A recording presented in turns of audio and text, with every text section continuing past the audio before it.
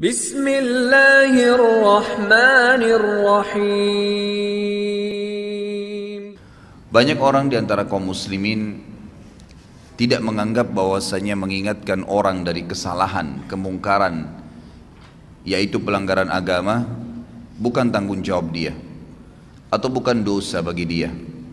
Sehingga pada saat ada orang yang tidak sholat, dilihat depan matanya, ada orang yang berbuat zina, ada orang yang berbuat apa saja kemungkaran, dia menganggap itu adalah bukan urusan dia.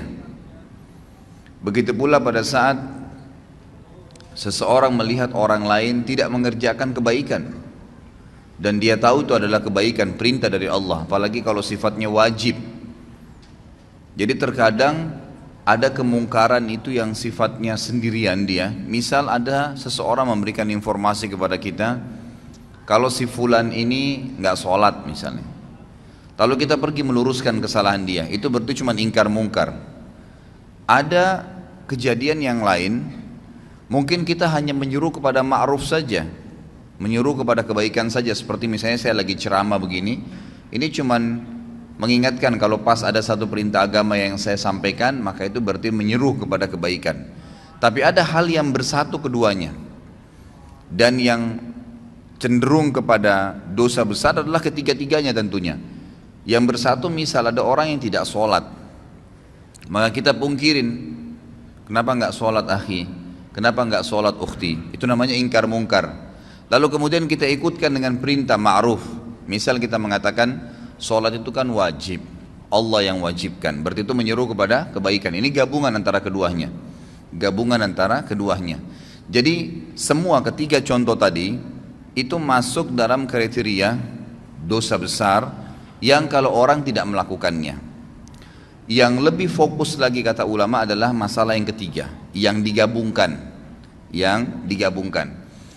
Saya rincikan dulu. Kalau yang mungkar saja tadi, misal saya dilaporkan oleh seseorang, si fulan nggak sholat, si fulan niat mau berzina, si fulan niat mau kerja di tempat riba, tolong Ustadz nasihatin.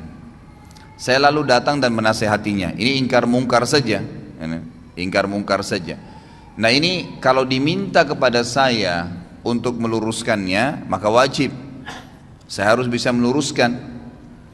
Kalau saya tidak luruskan, saya dosa besar, karena saya membiarkan orang terjerumus dalam perbuatan dosa besar itu. Tapi kalau yang sedang dia lakukan dosa kecil dan saya tidak luruskan, saya tidak ingatkan, berarti saya termasuk melakukan dosa kecil. Kalau menyeru kepada kebaikan, misal kayak ceramah seperti ini, maka ini lebih cenderung kepada hukumnya sunnah, kecuali memang ada satu kasus terjadi. Seperti contoh besok Natal misalnya, lalu saya tahu ada kaum muslimin yang melakukan perbuatan ikut-ikutan, lalu saya tidak luruskan, saya tahu itu, saya tidak coba menyampaikan yang ma'ruf, gitu kan. Maka berarti perintah agama memerintahkan agar kita merayakan Idul Adha dan tidak ada hari raya yang lain, mengingatkan kepada ma'ruf. Saya tidak ingatkan, maka saya berdosa besar. Tapi kalau umum saja penyampaian ceramah, itu hukumnya sunnah saja kalau dia sampaikan secara umum, gitu kan. Kemudian ada yang gabungan antara ingkar mungkar dan ambil ma'ruf tadi. Seseorang yang sedang tidak sholat di hadapan kita, lalu kita ingatkan, luruskan, lalu sekaligus kita sebutkan fadilah daripada ibadah itu, berarti menggabungkan keduanya.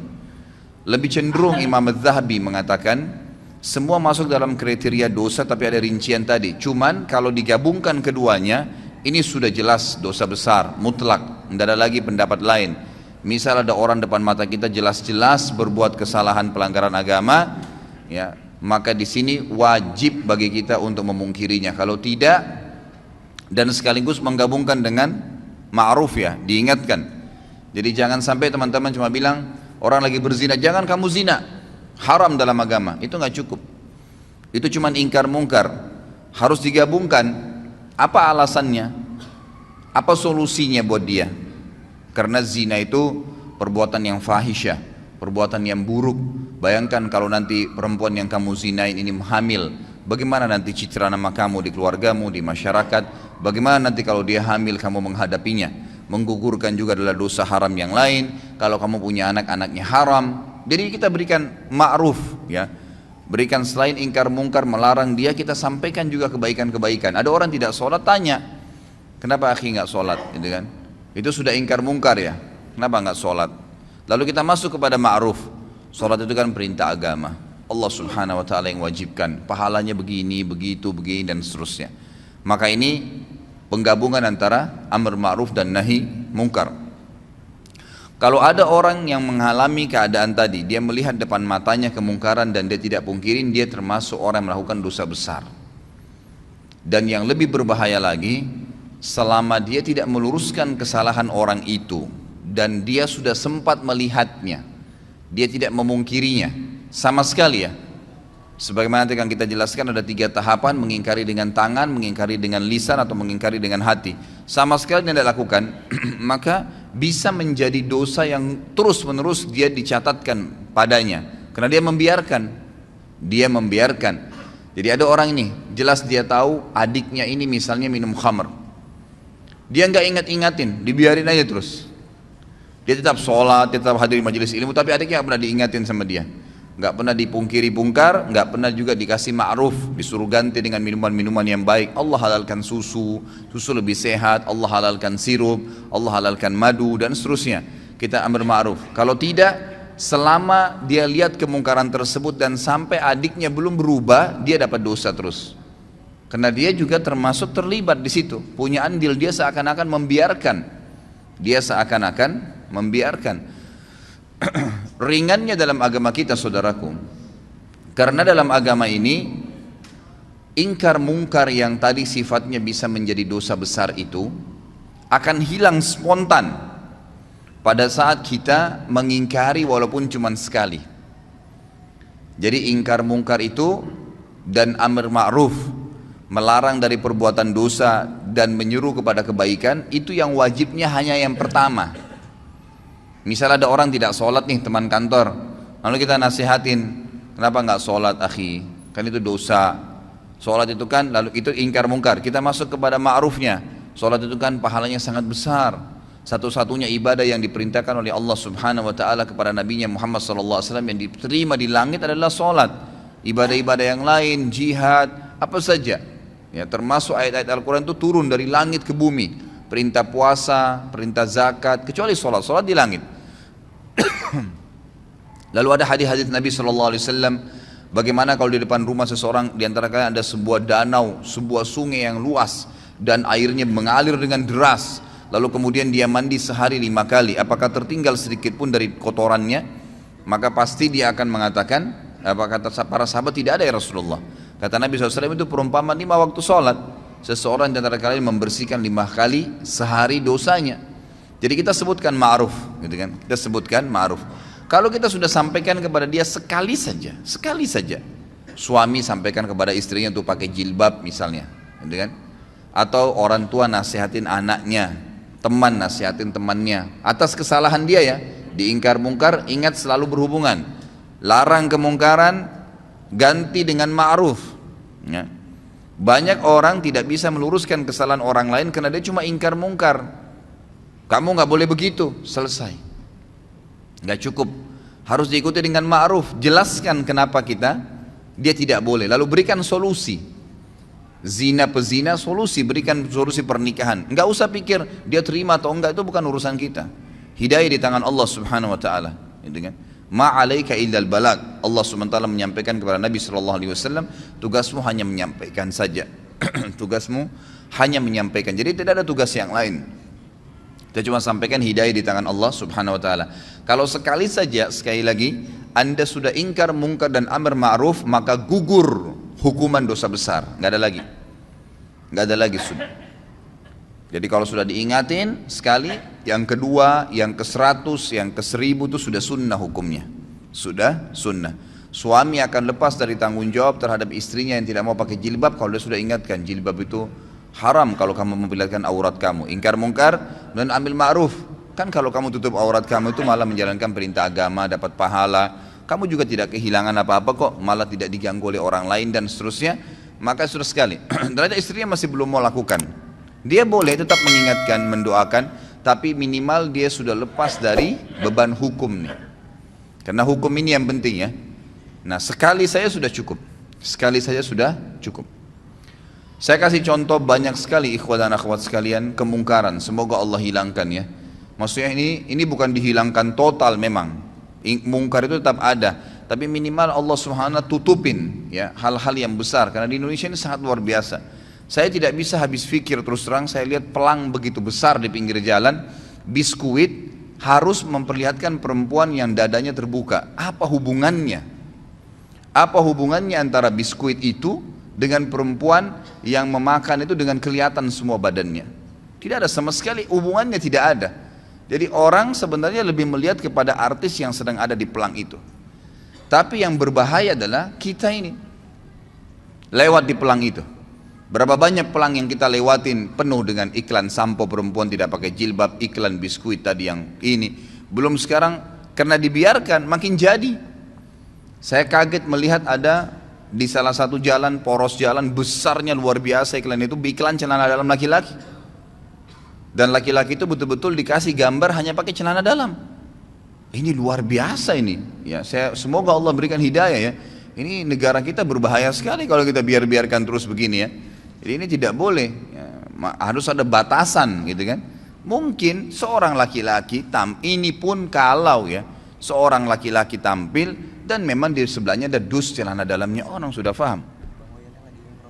Oh ya, ini sudah ada. Jadi kalau misalnya diberikan iklan sesuatu, itu pun kalau digambar yang terpapar itu kan secara syar'i memang tidak boleh ya. Nah, tidak boleh memang. Kalaupun orang mau lihat yang paling kecilnya, mungkin seorang laki-laki di sebelahnya ada dus celana dalam, mungkin gitu kan. Tapi kalau ditampilkan tanpa baju, tanpa celana panjang, cuma celana dalam, lalu besar pelangnya, setiap perempuan yang lewat situ melihatnya, setiap laki-laki yang lewat melihatnya, itu kan itu mungkar. Maka wajib Anda pungkirin ya, wajib dipungkirin, tidak boleh dibiarin. Kalau dibiarin dosa besar tuh. Dan kalau kita tidak pungkirin, lihat konsekuensinya, selama pelang itu ada kita dapat dosanya, karena semua orang yang lewat wajib pungkir. Tapi kelebihannya kalau kita sudah pungkirin sekali saja, maka sudah gugur kewajiban, walaupun itu pelang masih ada gitu kan. Tinggal sekarang tata cara ingkar mungkar itu seperti apa. Imam Az-Zahabi mengangkat hadis yang sudah masyhur ya, hadis riwayat Imam Muslim, di mana Nabi SAW bersabda, man ra'a minkum munkaran falyughayyirhu biyadihi, fa illam yastati' fa bilisani, fa illam yastati' fa biqalbi, wa dzalika adhaful iman. Barang siapa di antara kalian melihat suatu kemungkaran, pelanggaran-pelanggaran agama, maka hendaklah ia segera mencegahnya dengan tangannya. Tangan ini kata para ulama adalah kemampuannya, power yang dia milikin. Misal orang tua kepada anaknya, dia punya wewenang, anaknya lagi mabuk diambil minuman kerasnya misalnya, atau dia tidak memberikan kebutuhannya kalau anaknya masih suka jalan dengan teman-temannya yang nakal-nakal, ditahan sama dia fasilitas, nggak boleh tinggal di rumah kalau emang tidak mau sholat misalnya. Ya memang itu kewajiban dia, dia boleh, dia punya hak untuk itu. Atau atasan kepada bawahannya, kerja di sini wajib pakai jilbab, kerja di sini wajib sholat 5 waktu, yang tidak mau keluar.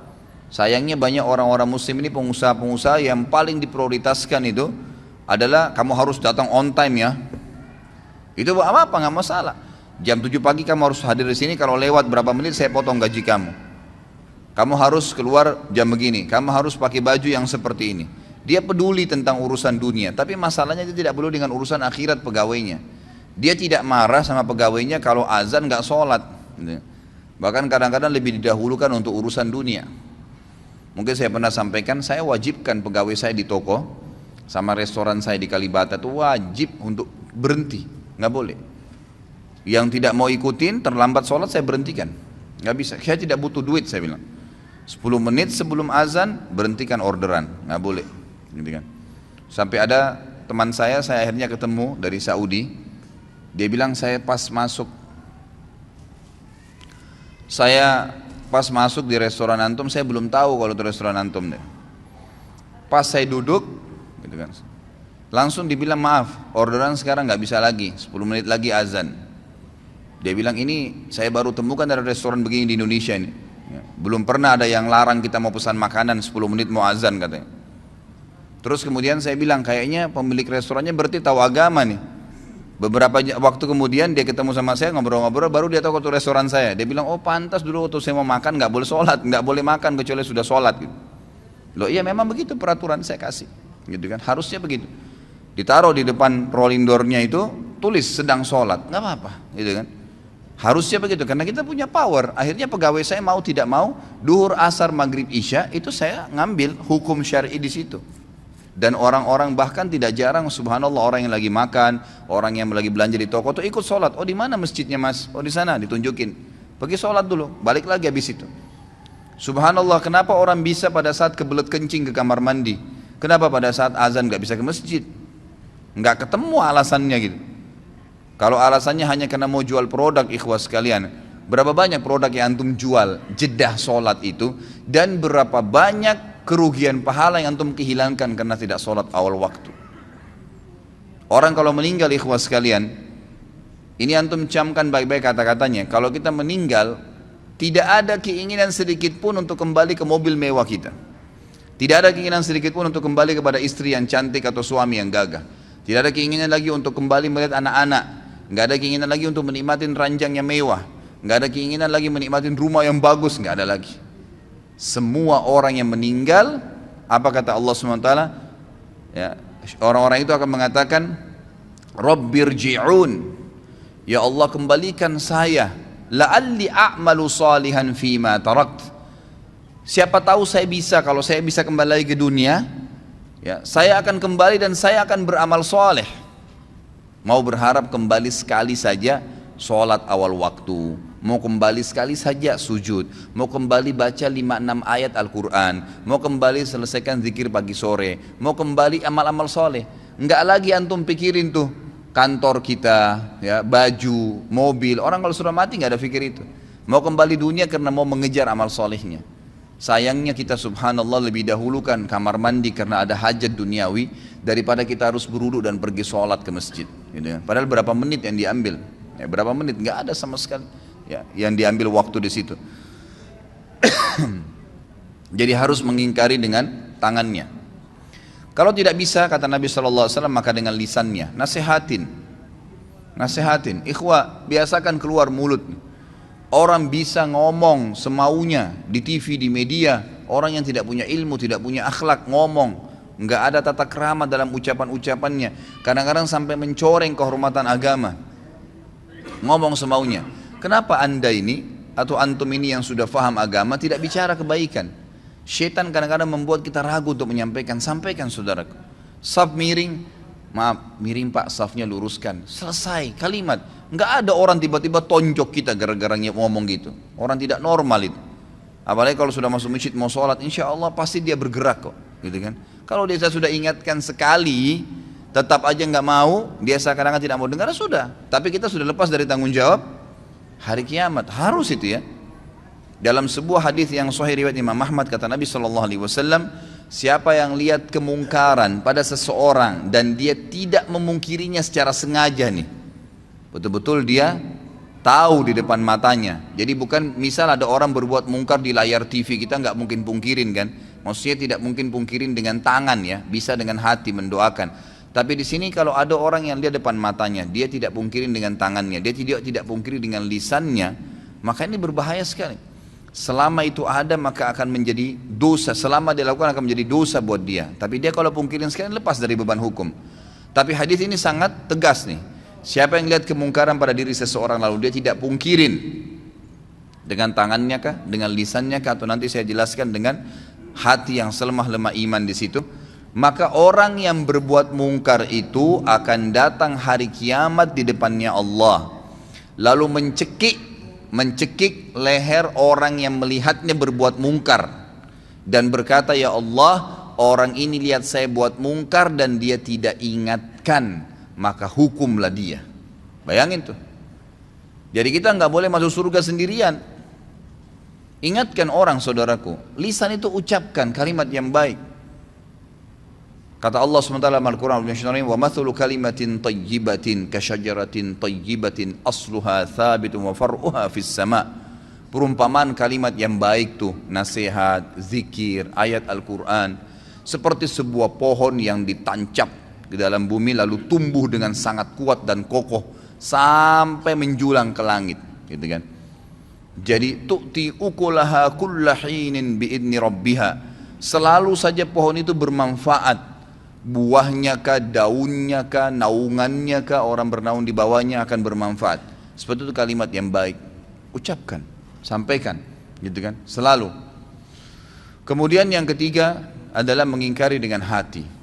Dan ini selemah-lemah iman. Dan kata para ulama, Imam Az-Zahabi memasukkan ingkar mungkar ini dalam dosa besar karena adanya sabda Nabi SAW di akhir hadis ini, وَذَلِكَ أَضْعَفُ الْإِيمَانِ, dan itu selemah-lemah iman. Artinya tidak ada lagi hitungan iman setelah itu. Jadi ada ancaman tapi seperti tidak kelihatan secara tulisan, gitu kan. Ingkar mungkar dengan hati, lewat di pelang, ya Allah mudah-mudahan saja engkau hilangkan ini. Ya Allah saya tidak senangin ini. Ya Allah berikan atasan saya hidayah. Ya Allah berikan hidayah orang tua saya. Tapi itu selemah-lemah iman. Cuman itu ingkar mungkar juga termasuk. Kalau sudah sekali saya dalam hatinya mengatakan, ya Allah tolonglah berikan hidayah, ya Allah ginilah, sudah selesai. Dia sudah lepas dari hukuman dosa besar ini. Yang penting ingkar mungkar dulu. Dan ingat selalu ikutkan dengan ma'ruf, ya. Jadi misal, ya Allah buatlah dia berhenti untuk tidak sholat dan mudahkanlah dia untuk mengerjakan sholat itu. Karena kadang-kadang doa kita Allah berikan seperti yang kita minta, ya. Ya Allah buatlah istri saya pakai jilbab misalnya. Lalu berhenti sampai di situ. Ya sudah dia pakai jilbab, tapi pakai jilbabnya kita belum tahu bagaimana. Tapi ya Allah berikanlah dia hidayah supaya dia tinggalkan dosa kelihatan auratnya ini. Lalu berikanlah dia hijab dan buat dia istiqamah di hijab itu. Berikan dia hijab yang syar'i yang betul-betul dia sadari itu adalah sebuah kebaikan. Lengkap doanya minta kepada Allah SWT. Maka itu sangat baik. Ya itu sangat baik. Jadi ingkar mungkar dalam hati pun harus, ya, harus. Dan juga dari sisi lain kata para ulama, hikmah, tentu ini sangat peka, ya. Hikmah yang sangat besar daripada ingkar mungkar amar ma'ruf adalah bagaimana supaya ma'ruf itu, perbuatan-perbuatan baik selalu meninggi karena banyak orang yang kerjakan, dan mungkar nanti akan teredam. Karena setiap orang di antara kita, kalau dia jalan dari masjid ini misalnya pulang ke rumahnya sebentar, pasti dari masjid ini ke rumahnya itu akan banyak sekali kemungkaran. Bayangkan kalau seseorang di antara kita, anggaplah kita yang hadir sini misalnya 200 orang. 200 orang ini kalau pulang menuju ke rumahnya misalnya, kan itu. Kira-kira pada saat dia pulang menuju ke rumahnya, dia lihat 10 kemungkaran dan dia pungkirin 10 kemungkaran. Berarti kita punya 2000 kemungkaran yang kita luruskan. Gitu kan? Contohnya saja, walaupun dengan hatinya berdoa kepada Allah SWT. Kalau dia bisa dengan lisannya, baiklah, alhamdulillah, gitu kan, dan seterusnya. Jadi ini bab yang harus kita jadi. Ini kesempatan pahala. Pahala yang paling banyak kata para ulama yang bisa didapatkan oleh seseorang dari amar ma'ruf nahi mungkar. Itu yang paling banyak. Karena banyaknya kemungkaran di jalanan, kan gitu. Ada orang perempuan yang lewat tidak pakai jilbab, berapa banyak tidak pakai jilbab. Kita tidak harus melihat, tapi mengatakan, ya Allah berikanlah hidayah kepada semua orang-orang yang perempuan yang tidak pakai jilbab ini, dan siapapun yang seperti dia seluruh dunia. Berapa banyak pahala yang kita bisa dapatkan. Jadi ini hal mendasar yang harus difahami dalam masalah ingkar mungkar. Ini Imam Az-Zahabi masukkan dalam kategori dosa besar yang ke-78. Kemudian beliau mengangkat juga hadis yang lain. Ini diriwayatkan oleh Imam Muslim juga dalam Kitabul Iman, hampir sama dengan tadi yang pertama. Itu sama dalam Kitabul Iman, cuma beda nomor hadis. Dalam hadis yang milik Imam Muslim kata beliau tentang kezaliman, bunyinya ada awal hadisnya, tapi ini beliau angkat cuman pertengahan hadisnya. Faman jahadahum biyadihi fahuwa mu'min, wa man jahadahum bilisanihi fahuwa mu'min, wa man jahadahum biqalbihi fahuwa mu'min. Laisa wara'a dzalika minal imani habbatu khardal. Siapa yang melihat kemungkaran lalu dia melawan, meluruskan kemungkaran itu, siapa yang meluruskan kemungkaran itu dengan tangannya, maka dia adalah seorang mukmin. Siapa yang meluruskan kesalahan dengan lisannya, maka dia juga orang mukmin. Dan siapa yang meluruskan kesalahan dan kezaliman, kemungkaran dengan lisannya, maka dia juga mukmin. Dan tidak ada iman setelah itu sekalipun atau sebesar biji sawi pun. Artinya tidak dianggap orang beriman kalau tidak mau ingkar mungkar. Ada hadis yang agung riwayat Bukhari di mana Nabi SAW bersabda, suatu hari pernah Jibril diutus oleh Allah untuk menghancurkan satu negeri. Pada saat Jibril tiba di negeri itu, Jibril berkata, ya Allah, kata Allah, ini hancurin negeri itu. Kata Jibril AS, ya Allah, di negeri itu ada hambamu fulan, orang saleh. Ada hambamu fulan, orang saleh. Kata Allah SWT, mulai dari orang itu, azab yang akan saya turunkan ini mulai pada orang itu, karena dia tidak pernah menyeru kepada kebaikan dan melarang kemungkaran. Ini banyak orang ini, cirinya di Indonesia banyak sekali. Dia azan ke masjid, tapi nggak pernah mau tahu tetangganya sholat kah, orang yang dilewatin kah, padahal cuma tinggal ucapin. Saya kadang-kadang kalau lewat di masjid dekat rumah saya, lagi duhur, banyak penjual-penjual ya kaki lima atau orang yang mampir, mereka istirahat di teras masjid tapi nggak sholat. Tidak sholat, subhanallah ya, semoga Allah berikan hidayah. Saya lewat cuma mengatakan, Pak, Mas sholat Pak, padahal sudah dengar azan tuh kan. Mereka tetap duduk aja, kita coba ingatkan, Pak, Mas sholat, gitu kan. Kadang-kadang pernah ada ibu-ibu juga situ jual gado-gado, Bu, duhur Bu, sholat. Hanya itu saja.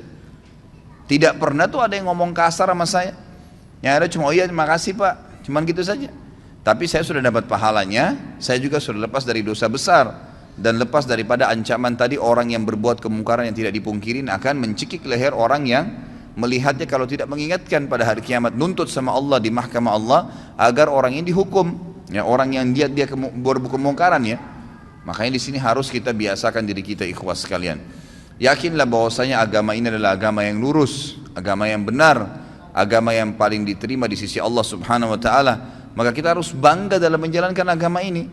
Banyak orang tidak mau amir ma'ruf nahi mungkar, tidak mau menyuruh kepada kebaikan agama yang tidak mau melarang dari kemungkaran.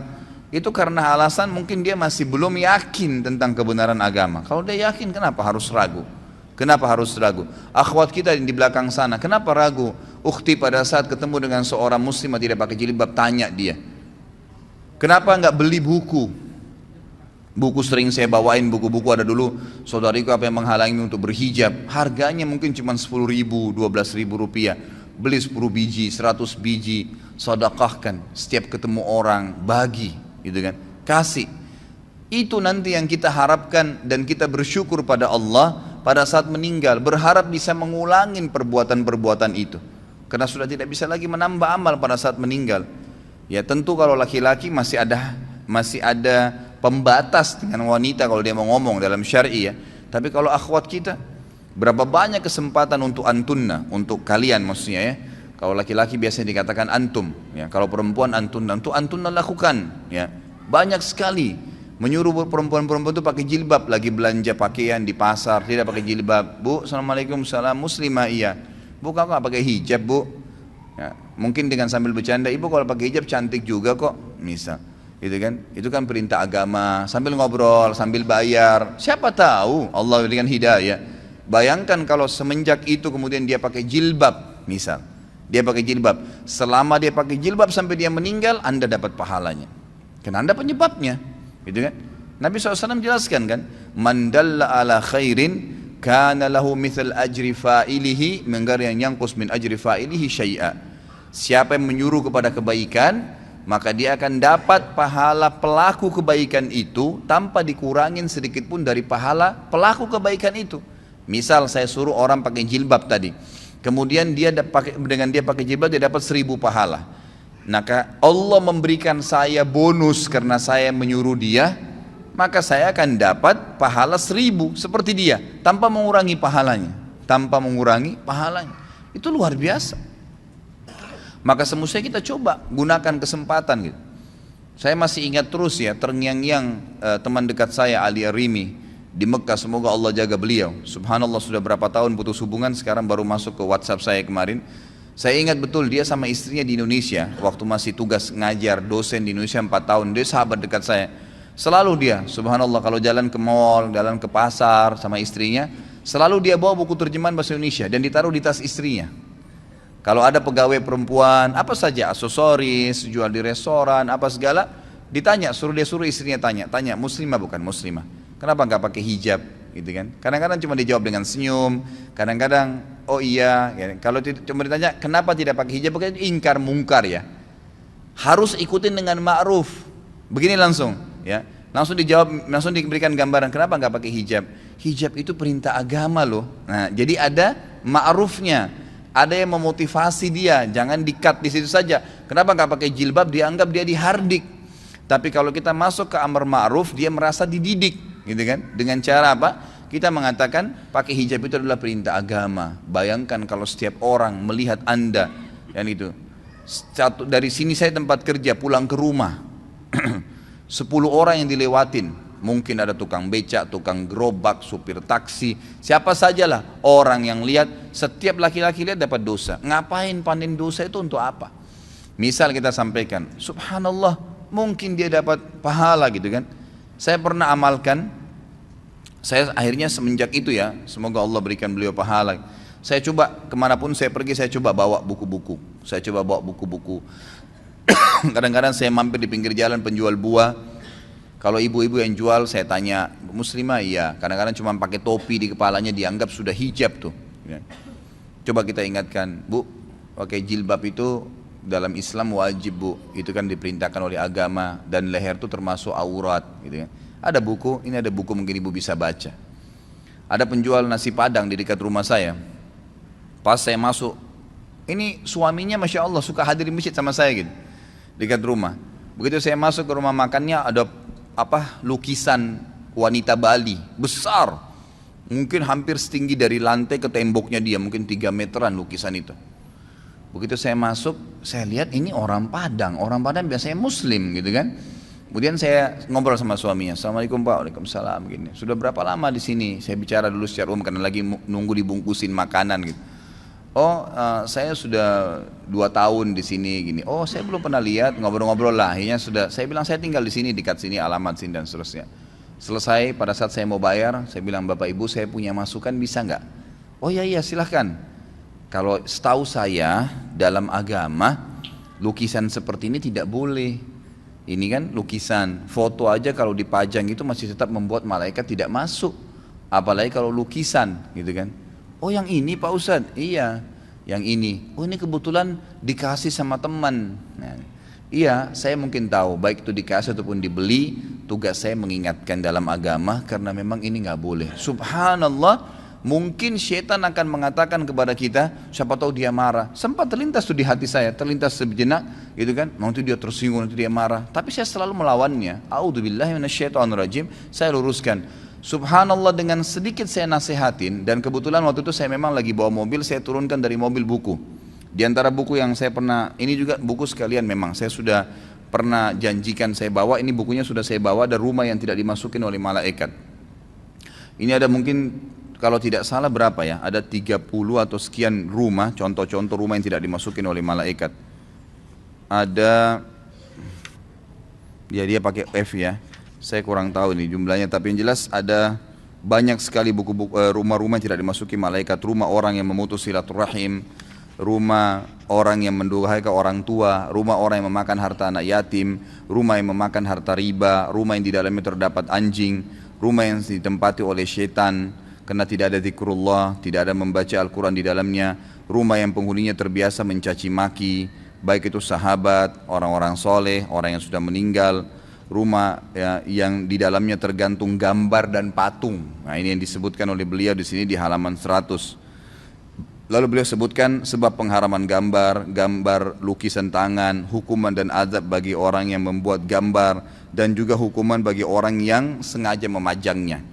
Saya kasih buku ini pada saat itu. Ini ada buku mungkin bisa dibaca. Subhanallah, besok saya datang dan sampai hari ini saya masuk ke rumahnya itu nggak pernah lagi ada gambar itu. Kadang-kadang waktu saya mampir saya bercanda, udah nggak ada gambarnya Pak. Iya Pak Ustadz sudah, alhamdulillah. Ya kami juga baru tahu kemarin. Malah sebenarnya mereka tambah dekat dengan saya itu Pak, dengan ingkar munkar dan amar ma'ruf tadi. Yang awalnya syaitan kadang-kadang buat kita ragu, ya, buat ragu. Itu kesempatan, peluang besar untuk mendapatkan pahala. Ingkar munkar, ingatkan. Karena kalau tidak malah berbahaya, sebagaimana tadi saya jelaskan ya. Nabi Muhammad SAW dan para sahabat paling gemar dengan amar ma'ruf dan nahi mungkar. Bahkan kita tahu kisahnya Abdullah bin Umar dan Abu Hurairah radhiyallahu anhum. Abdullah bin Umar dan Abu Hurairah radhiyallahu anhum ini kalau mau sholat, ya mau sholat, mereka sudah tahu misal waktu sholat subuh, duhur, asar, maghrib, isya, jamnya atau saatnya kayak kita sekarang pakai jam ya. Itu mereka berdua ini selalu keluar sebelum waktu, selalu keluar sebelum waktu. Dan selalu setiap kali itu keliling ke rumah kerabatnya, tetangganya dipanggilin. Ayo sebentar lagi sholat, ayo sebentar lagi sholat. Ada yang diketuk pintu rumahnya, ayo sebentar lagi sholat. Terus begitu. Setiap mau sholat lima waktu ini dua orang ini selalu begitu. Terkenal di kalangan sahabat. Jadi sering kali mereka mutar jauh sekalian sampai ke masjid sudah azan. Ini mereka sudah amar ma'ruf sekaligus ingkar mungkar. Gitu. Pahalanya banyak. Barangkan berapa banyak orang yang mendapatkan atau kita dapatkan pahalanya hanya karena dia mendapatkan hidayah, yang mendapatkan hidayah. Ini penting sekali.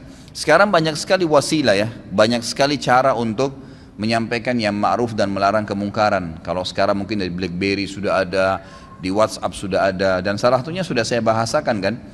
Ya, bisa diambil, tinggal buka YouTube, ambil ceramah saya, tinggal dipencet ada titik 3 di sebelahnya gambar ceramah saya itu ada bagikan, tinggal ambil share. Bagi kepada teman-teman gratis, yang ngomong saya 2 jam Anda cuma tinggal pindahin, pahalanya sama ya. Apa susahnya daripada kirim gambar yang gak benar, gitu kan? Gak ada manfaatnya.